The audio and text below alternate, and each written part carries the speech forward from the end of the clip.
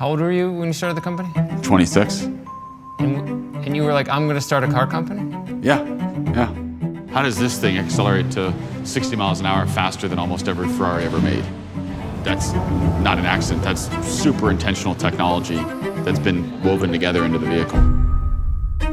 It's a business with a very low probability of success. You need 1,000 engineers, you need hundreds of suppliers, you need a really tight market position. Your first dollar of real revenue comes after spending $3 billion. We're living right now in a really weird state, leveraging sources of energy that accumulated on our planet for 200-300 million years. We as humanity, in less than 150 years, have used more than half of it. It's simply not a choice to move off of fossil fuels. The wrong answer is to tell people that want SUVs and trucks that they have to drive really small electric cars. The right answer is to say, drive the vehicle that you want. Oh, by the way, this now has a path to carbon zero. The goal is to build an adventure-oriented vehicle and rethink the truck and SUV space. I grew up as a kid enamored by and just loving cars. I started to realize that these things that I loved were really damaging the planet, which was also something I loved. When we started the company, it was just me. Within 6 months, there was 5 or 6 others. Us being a smaller group, we were really close. We all have friends and family asking, what do you do? It was like, I can tell you, it's secret. Like, no, that's not a real company. You're not working. They're like, all right, yeah. Do you need lunch money? The initial focus was a sports car.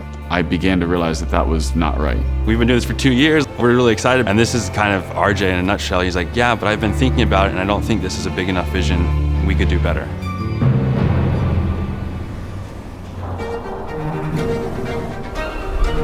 What is Rivian? Oh man. Rivian is an adventure. The technology doesn't exist for technology's sake. The technology exists to do things that currently are not possible. We actually have a 400-mile range, so this range anxiety goes away. We have a platform that we sit different vehicles on top. A good modular design that is scalable. It streamlines getting new vehicles to market. Gave us the opportunity to provide technology to other manufacturers and players in the industry. It's one of the most complex products on the planet in terms of the amount of compute platforms, software layers, drive system. We've taken very much a clean sheet approach. Don't look at other cars, what they're doing. Because if you keep doing things the same way, you will always get the same results. One of the advantages we have is designing a brand new vehicle from ground up.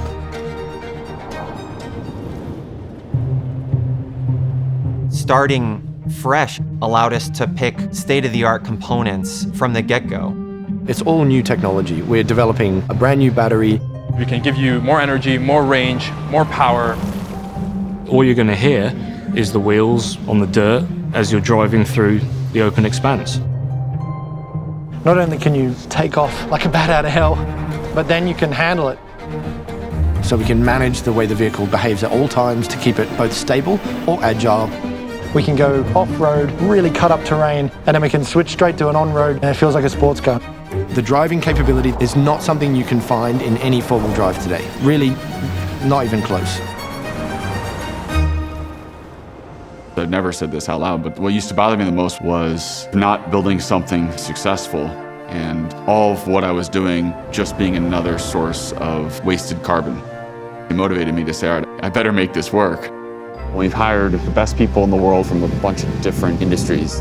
Nearly 8 years working at McLaren, Airbus, and Boeing. Almost 4 great years at Tesla. I did my PhD on electrochemistry. I think I have my name on maybe close to 100 patents. Everyone has different ways of looking at things, different experiences.